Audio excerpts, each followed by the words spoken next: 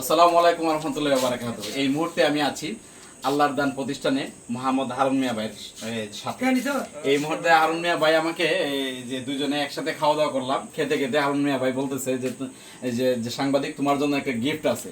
এখন দেখি আল্লাহর দান হারুন মিয়া ভাই আমাদেরকে কি গিফট দেয়।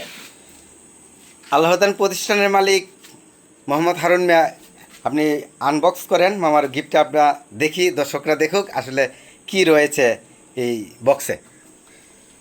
অবশ্যই আসলে সে খুবই ভালো মানুষ এবং মন মানসিকতার দিক দিয়েও অত্যন্ত ভালো লোক, এবং কি এলাকার অনেক মানুষের কর্মসংস্থানের ব্যবস্থা কিন্তু এই আল্লাহর দান প্রতিষ্ঠানে কিন্তু হয়েছে।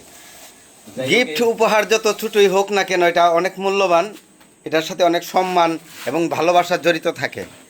তাই গিফটটা পাই আমি অনেক যে ভালো লাগলো, এবং কি তার প্রতিষ্ঠানের যে নামটা এখানে আল্লাহর দান এই যে মোহাম্মদ হারুন মিয়া, এইটা কি কিন্তু লেখা আছে, এবং কি এখানে কি কি এই যে পাওয়া যায়। এখানে ইট ভাঙা হয়, দালাই গাড়ি ভাড়া দেওয়া হয়, এবং কি গাড়ি দ্বারা মাল ক্যারিং করা হয়, এই সব কিছু কিন্তু এটার মধ্যে কিন্তু লেখা রয়েছে। অত্যন্ত সুন্দর একটি এই যে মত। মামা, আপনি সাংবাদিক হিসাবে এই যে উপহারটা পেলেন, আপনার কেমন লাগতেছে? না, অত্যন্ত ভালো লাগতেছে, কারণ উপহার যত বড়ই হোক এবং ছোটই হোক, কিন্তু সবসময় কিন্তু এটা অনেক মূল্যবান জিনিস, এবং উপহারটা পেলে কিন্তু মনের ভিতরে আনন্দ এবং যে উৎফুল্ল একটা হয়, সৃষ্টি হয় আর কি। এই জন্য আমি আবারও ধন্যবাদ জানাই আল্লাহর দান প্রতিষ্ঠানের আল্লাহর দান প্রতিষ্ঠানের যিনি মালিক মোহাম্মদ হারুন মিয়া ভাইকে। আর ওই যে একটা কথা বললো যে চাঁদাবাজি, আসলে না, এলাকায় যদি কেউ মনে করে আসলে এই প্রভাব সৃষ্টি করবে বা কোনো কিছুর উপরে প্রেশার টেক করে টাকা ইনকাম করবে, এটা কখনোই আমরা হতে দিব না, এটা চলবে না। সৎ পথে টাকা ইনকাম করতে হবে। আর কেউ এটা তো অবশ্যই, কারণ হলো গিয়ে কোনো ধরনের কোনো প্রেশার ক্রিয়েট করে কারো কাছ থেকে টাকা পয়সা যেন এটা সম্পূর্ণভাবে অবৈধ। সাংবাদিক হিসাবে যেখানে অসঙ্গতি সেখানে মামা অবশ্যই আপনারা কথা বলবেন, এটা আশা করি। অবশ্যই অবশ্যই, ইনশাআল্লাহ। সাংবাদিকের এই বলতে ভাই নেই, বাবা নেই, এই আত্মীয় স্বজন বলতে কিছু নেই।